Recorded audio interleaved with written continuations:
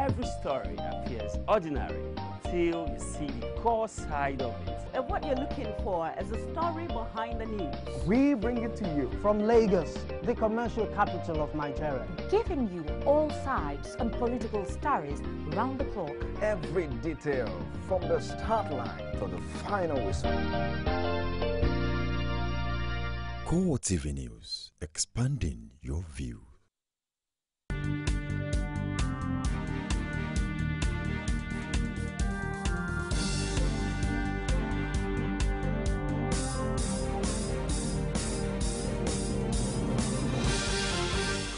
Hello, thank you for joining us on CoreTV Primetime News. Hi, I'm Frank Omalape. Tonight,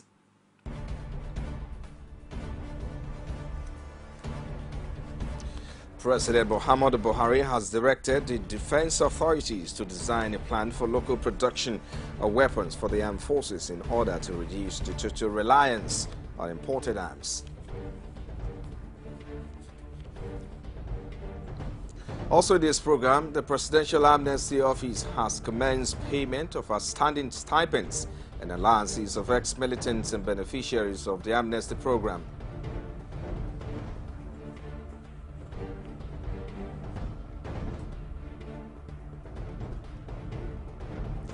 In Ado-Ekiti, the ideological welfare between the Ekiti State PDP-led government and the All Progressive Congress got nearly to fiscal fisticuff.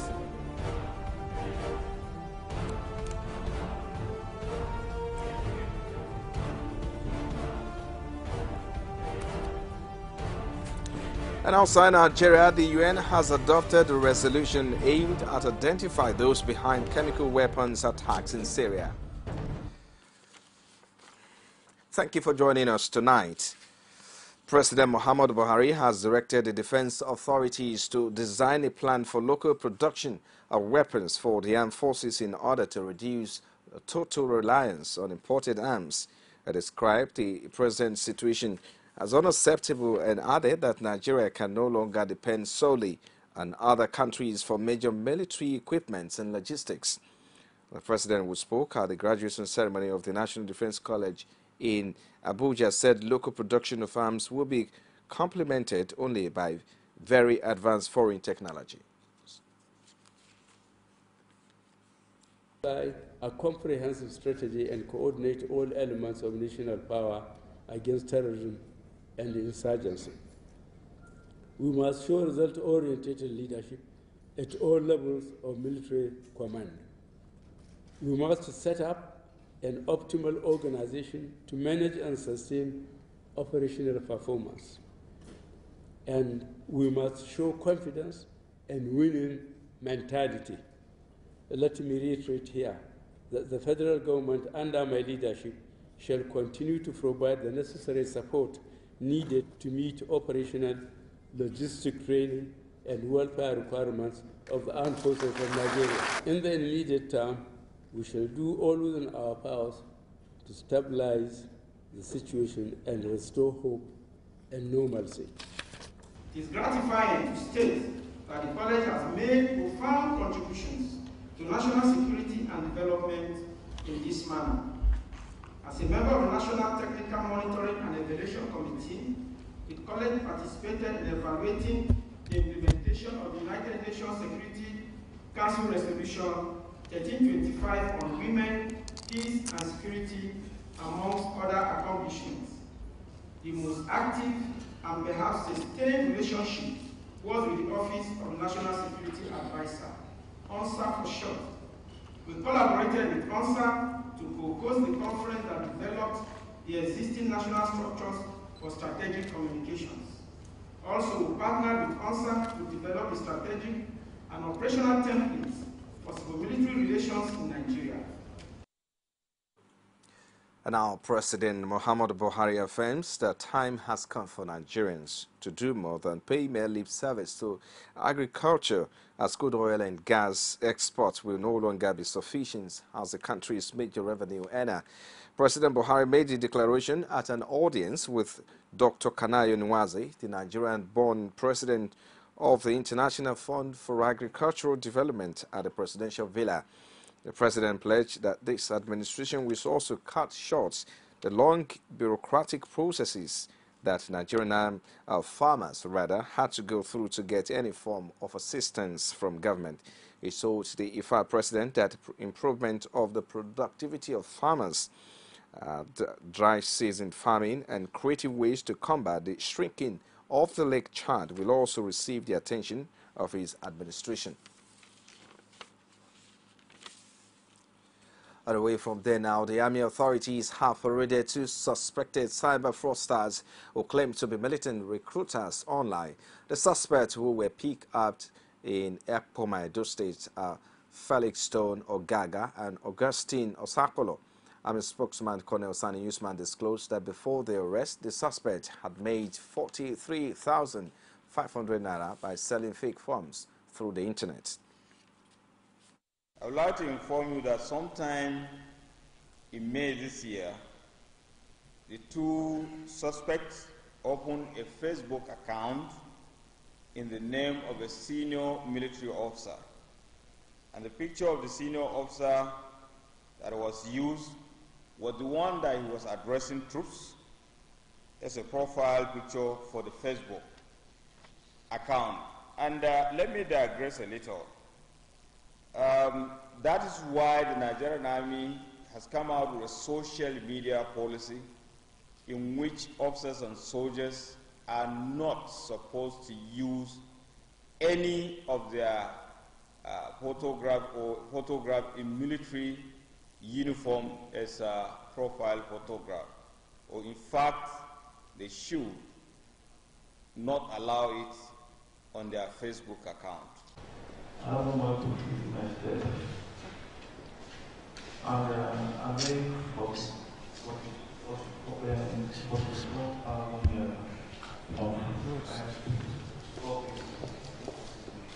Who gave you the idea to do this?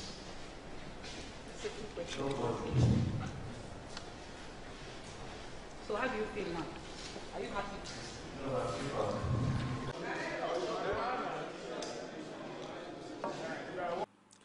And now the Presidential Amnesty Office has commenced payment of outstanding stipends and allowances of ex-militants and beneficiaries of the amnesty program.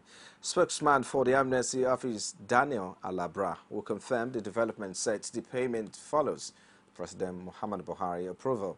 He pointed out in a statement that the payment of 65,000 naira per beneficiary is for the month of May, while those for June and July will be paid as soon as the committee and verification of claims concludes the exercise.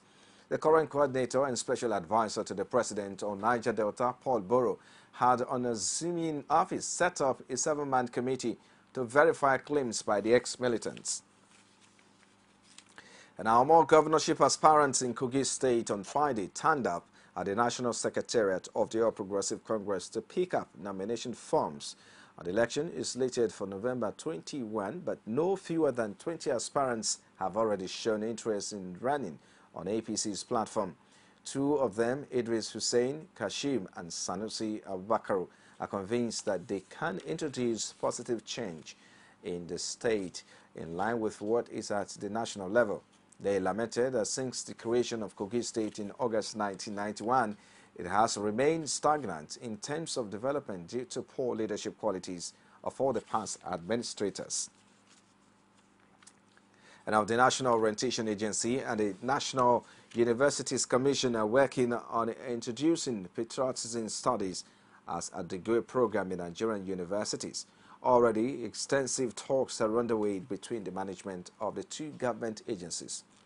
NOA Director General Michael Murray gave his indication shortly after a visit to the NUC headquarters in Abuja. He added that course may also be available as a certificate course.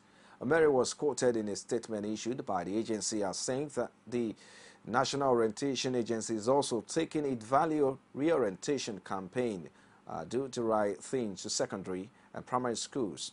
NUC Executive Secretary Professor Julius Okoje, who was elated by the proposal, lamented the degradation of the national education system, which he traced to the introduction of day schooling in secondary schools by the military to the detriment of compulsory boarding system.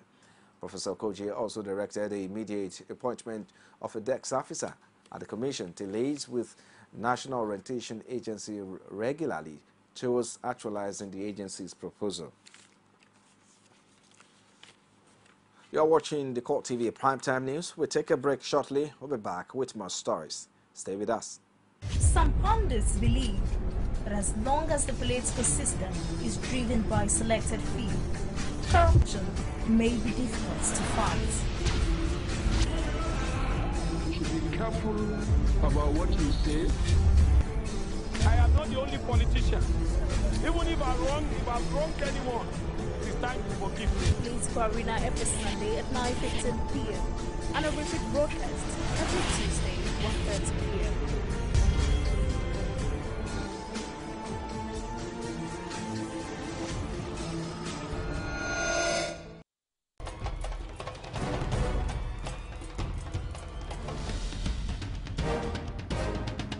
This is what the people are saying. You don't run a big economy with generator. They need to do more in terms of energy and power.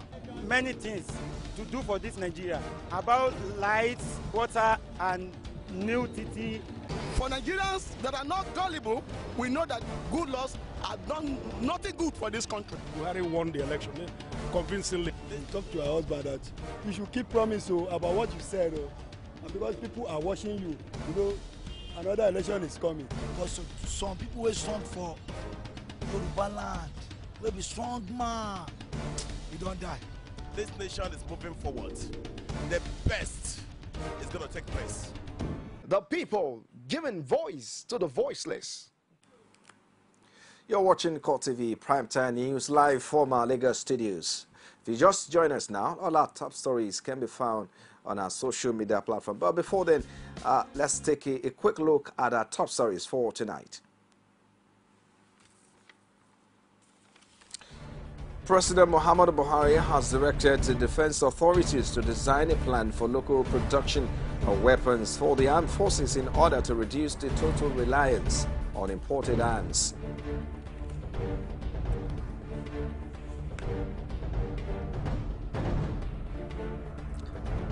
The Presidential Amnesty Office has commenced payment of outstanding stipends and allowances of ex-militants and beneficiaries of the amnesty program.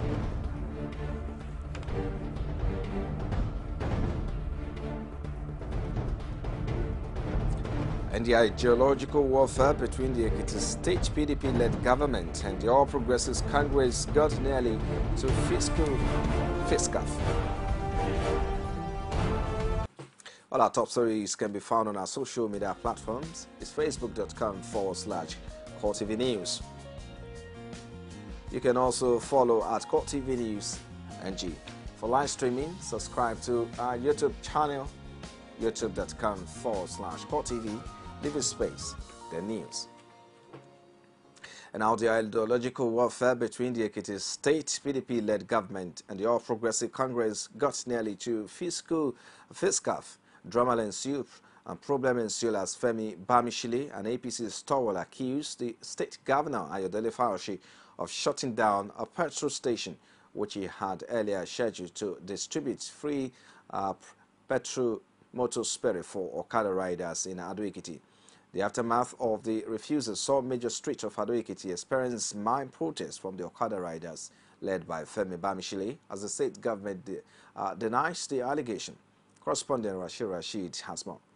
Politics. You may be right, and you may not be far from the truth if you prefer such a gesture. The move by a former Ekiti House Speaker and an APC chieftain, Femi Bamishile, to distribute petrol to commercial motorcyclists appear to have hit the rock. The pump station where the free distribution was to take place was locked down. Reacting to this development, Femi Bamishile, who appeared unhappy with the situation, accused the state governor, Ayodele Fauci, of shutting down the station. The kind of brutish way of leadership that we have in the state, it is from the state government that has been instructed. The text message was sent on my phone instructing that this gas station be shut down. The inability of the motorcyclists to get fuel at the petrol station situated at Ijibo spawned a mild protest from the riders cutting across major streets of Ado-Ekiti as they go in search of fuel stations willing to queue into the plan of Bamishile. On her part, The state government denies shutting the pump station for any reason. Our government, when we are having in Ekiti today, they are not doing anything for us. They are deceiving us.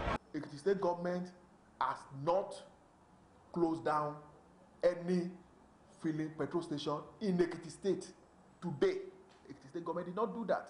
If anybody is saying that, that person is saying that, he's saying it to cover up his own inadequacies. While this milieu lasted, Femi Bamishile vows to continue with the exercise. We will still take these good people to another petrol station to make sure they get fuel today. And this process that has started today, the 6th of, I think the 6th or 7th of August, would continue up until God knows when. With the commercial motorcyclists finally getting the free distribution of PMS, the political terrain in Ekiti state may continue to get more dramatic in the coming days. Rashid, CoreTV News, Ado Ekiti. And now, the emergency workers in Kaduna State have confirmed the death of at least 2 persons in a flooding incident that ravaged communities in Kashia local government. The State Emergency Management Agency also disclosed that several homes and farmlands were affected.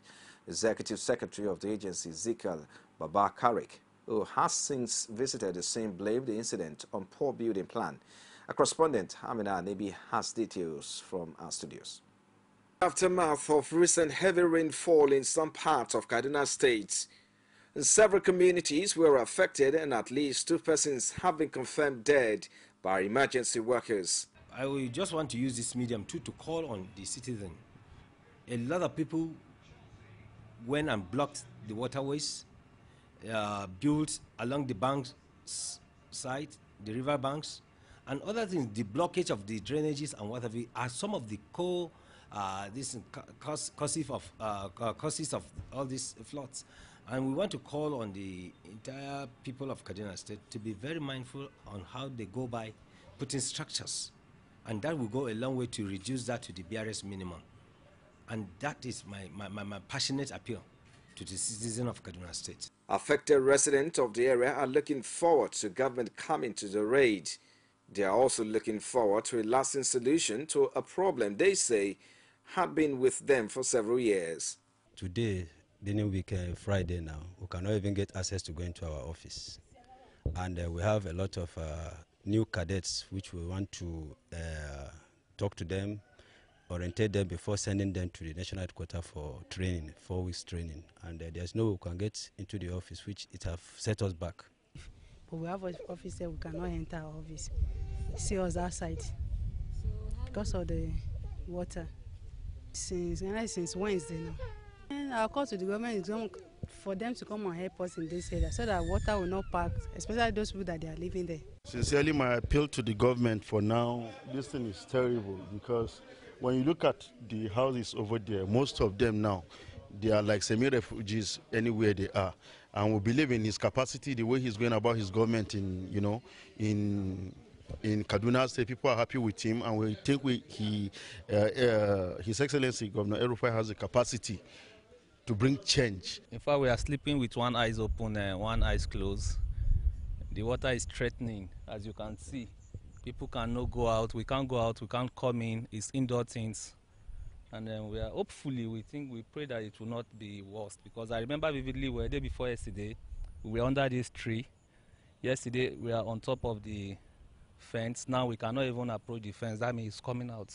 The 2 major local governments affected by the incident are Kaduna South and Kaduna North, and there are already suggestions that the authorities reactivate local emergency management committees for quicker response to emergency situations. And now from Kaduna to Nasarawa, where the state governor Tanko Almakura has described recent flooding incident in some part of the state as a fallout of improper conduct by some members of the public. He noted that the drainage channels were being turned into refuse dump in the affected area, but pledged to do something about it. Almakura spoke to State House correspondent after a meeting with President Muhammadu Buhari in Abuja, who also denied claims that he has a hand in fresh killings in the state. I want to limit myself on the issue of Maraba, particularly where the flood this year appears to have gone a little more than what happened last year with particular reference to certain areas. I'm talking about Kabai. The people in Kabai Lane are really complaining about the flood and how water has caused so much disruption in their activities. But that is understandable because when there was a request that the road was impassable, was unmotorable because of the neglect of the past, I took upon myself to award contract to ensure that people living at that axis benefit from good roads. I've given a contract of over 800 million to have a road that will connect them with the main artery so that it will reduce the problem of traffic. But unfortunately, while the work was going on, the rains have arrived. And there was nothing we could do. It's force majeure. We can't stop the rains from coming because we have projects. So the people have to be a little more patient until the rains subside, and they will have a brand new road that they will be proud to use. Away from flooding incidents now, the federal government's employers of labor in the country to allow working mothers flexible hours to enable them breastfeed their children. Permanent Secretary in the Ministry of Health, Linus Awuchi, who was represented by Director in the Ministry, Chime Thompson, made the call at an occasion marking the end of 2015 World Breastfeeding Week, commemorating in Abuja. Basio Kafo has all the details in this report presented from our studios. These nursing mothers are here as part of activities marking the end of this year's World Breastfeeding Week. They are being sensitized on the benefits of exclusive breastfeeding for the first 6 months of their children's life. Drama presentation was used to educate participants on the negative impact of using alternatives to breastfeeding. The organizers say children who are given exclusive breastfeeding live a healthy life. Mother, if you want to use infant formula, there are a lot of disadvantages. The mother, it will take her enough money because a baby, if you want to give the child only, if you don't want to breastfeed, it will take you up to 20 cans of milk for a month. And then for the first 6 months, if you don't want to breastfeed, it will take a mother to give 160 cans. And in one of the comments, they told us that infant milk formula now is costing 2,500. And when you calculate it, it's 400,000 naira. Imagine spending that only for a baby. What of other resources that are needed to settle in the family? It improves their nutrition. It improves the children's ability to fight infections, which is very, very important. And it makes the children to be healthy, to be well, to grow well, and to have a very good start in life.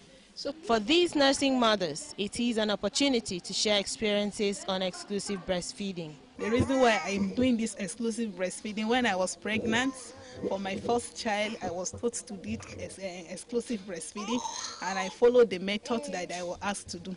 And when I did it, I will tell you that I'm very, very happy because even for once, I've not taken my baby to hospital that is sick, except his immunization, and he's 4 years old now. Some are ignorant because most of the time you hear them say, I'm feeding my baby with breast milk, but he must drink water because I too drink water. But we know that breast milk is more than 80% water. So if you are giving breast milk, there is no need for extra water. A mother living with HIV and AIDS, Luciania, also has a piece of advice for other nursing women. She says her HIV status has not stopped her from breastfeeding her children, even after testing positive over 12 years ago. People are not aware of their status, and then knowing your status during pregnancy becomes a very big challenge. So for us, we are encouraging every woman to know their HIV status even before becoming pregnant. In my first pregnancy, it wasn't easy for me to cope with it because of lack of awareness. I was not well informed. So I went through trauma or waiting for 18 months to know my child's status. But now the system has improved. Once you give birth to your child, within 7 days, within 2 weeks, you can be able to know your child's HIV status, if it's negative or positive. And for us, those that cannot afford the BMS, which is breast milk substitute, we advise those HIV positive women to be on their drugs, which is antiretroviral drugs. If a woman that is positive is taking her drugs and the child is also taking he or her drug at that particular time, the child stand the chances of having we stand the chance of having HIV negative children. But when a situation where the CD4 count is very low, viral load is very low, the chance of infecting the child is very high. World Breastfeeding Week is celebrated every year from August 1 to 7. You're still watching CoreTV Primetime News. We take another break now. Be back with sports, business, and stories outside Nigeria. Stay with us. Is it what crazy or autocracy? Or what type of crazy is that? Except crazy. News making the headlines. Black Maria is to carry criminals, trading looters that are in government today. Sometimes it gets confrontational. Slap you in the face. They don't put words into my mouth. Whatever it is that will bring our military to disrepute. I said to hell. On Core Digest. I want to know why I should be believing them. Every weekday, we bring all of these together and take them to the court of public opinion. Everybody have the right in Nigeria. Where you are the judge. You can now watch CoreTV News live from anywhere in the world on our website www.coretvnews.com. Click on Live TV on our website and watch us live. And welcome to CoreTV Primetime Days. To follow us on Twitter, click on Twitter icon on our website. And Facebook, click on the Facebook and YouTube to see all our previous news production. You can also watch us live on YouTube. Click CoreTV, leave a space, then news. CoreTV News, a 24-hour news station. And outside Nigeria now, the UN has adopted a resolution aimed at identifying those behind chemical weapons attacks in Syria. The report says the UN Chief Ban Ki-moon and the head of the Organization for the Prohibition of Chemical Weapons will be asked to prepare a plan for an inquiry. The vote came after the US and Russia agreed on the final text of the resolution. A mission to eliminate Syria's chemical weapon was set up after a deadly attack outside Damascus in August 2013. After Friday's vote, the U.S. ambassador to the UN, Samantha Power, said it was a clear message that the perpetrators would not go unpunished. The resolution follows a month of negotiations between the U.S., which has long accused the Assad regime of using chemical weapons, and Russia, which has defended its Syrian allies. And now the UN Refugee Agency says around 50,000 people arrived in Greece in July alone. Greece's leader said the country was unable to cope and called for EU help. Separately, Italian police arrested 5 suspected traffickers over the death of about 200 people after a migrant boat sank on Wednesday. They included 2 Libyans, 2 Algerians, and a Tunisian, held on suspicion of multiple murder and people trafficking. Survivors have said that traffickers used knives to slash the heads of African migrants and belts to thrash Arab to keep them in the hole. And Prime Minister David Cameron has defended the government's decision to give Charity Kids Company $3 million 1 week before its closure, saying it had been right to give it one last chance. Ministers approved the grant despite warnings from senior civil servants about the charity's finances. Cameron said the grant had been the charity a final chance to restructure and to continue its excellent work. Meanwhile, the charity supporters have taken part in a march in London. About 150 people work from the charity's former centre to Parliament to raise awareness of the vulnerable people who used to support service. And in business now, the National Electricity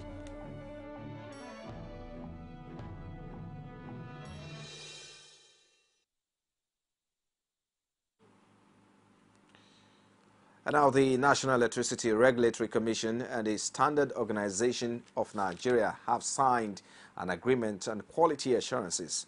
This, according to the 2 federal government agencies, is to ensure high safety standard in the subsector in line with international best practices. The management of the 2 bodies gave the assurance at the signing ceremony in Abuja. The heads of the 2 agencies, Sam Amadi of the National Electricity Regulatory Commission, NEC, and Joseph Dumodu of the Standard Organization of Nigeria, SAN, while addressing newsmen shortly after signing the memorandum of understanding, promised to domesticate standards for Nigerian industries in line with international best practices.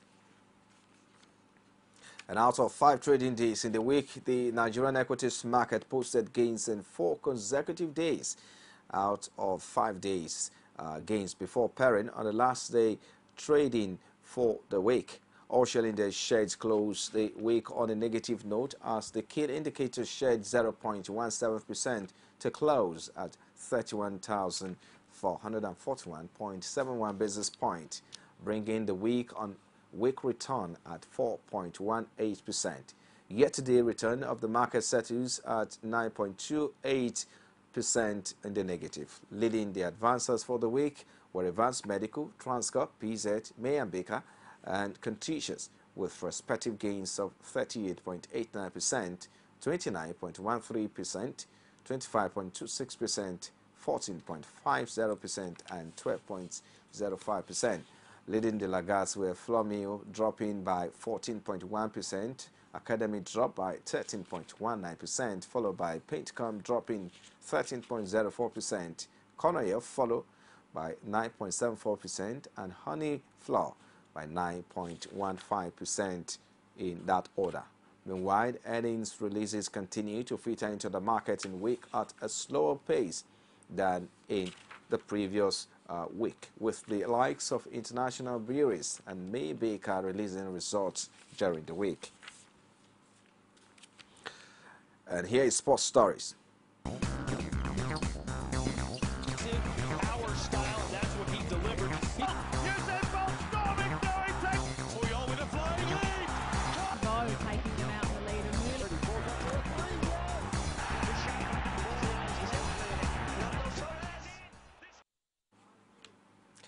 The Super Eagles coach has not made a definite decision on calling up the Manchester City youngster Iheanacho for next month's AFCON qualifier against Tanzania.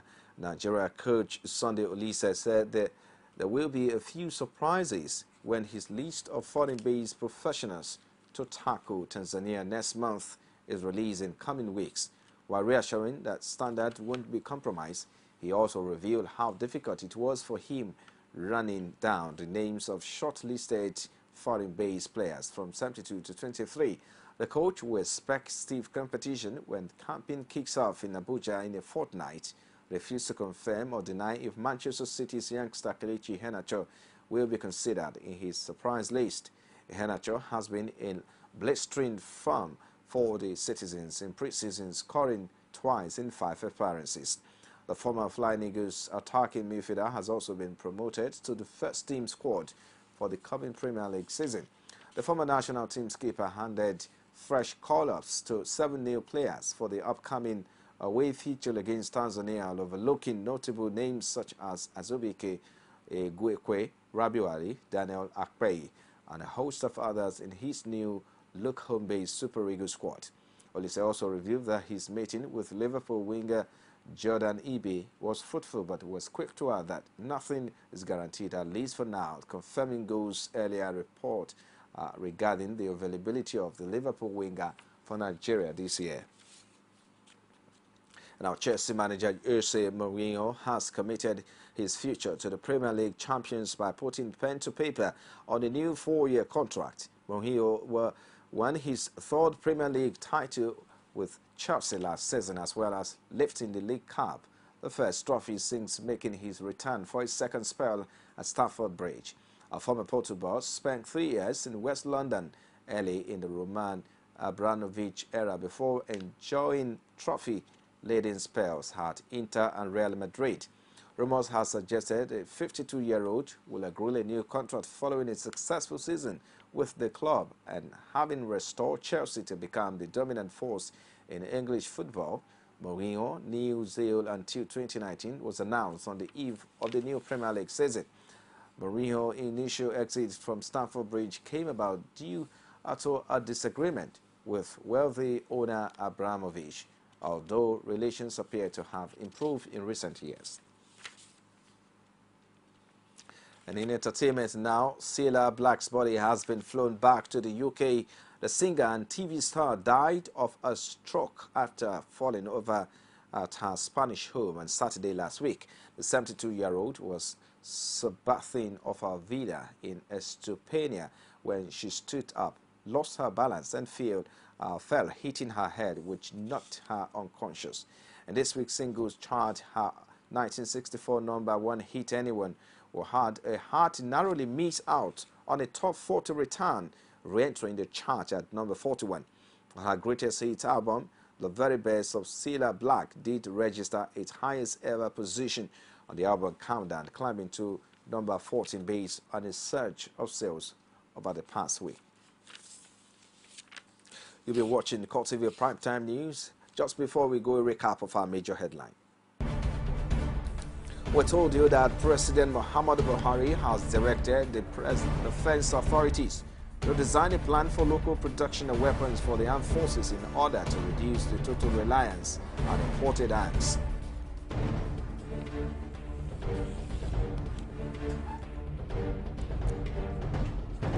We also brought to you that the Presidential Amnesty Office has commenced payment of outstanding stipends and allowances of ex-militants and beneficiaries of the amnesty program.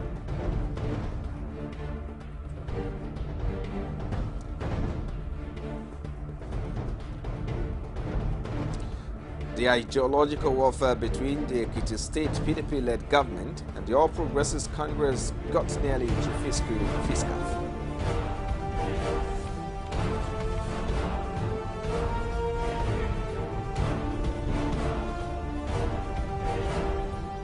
Finally, outside Nigeria, the UN has adopted a resolution aimed at identifying those behind chemical weapons attacks in Syria. Well, and that's it tonight on our Primetime News. Many thanks for watching. I am Frank Omalape. Have a good night rest.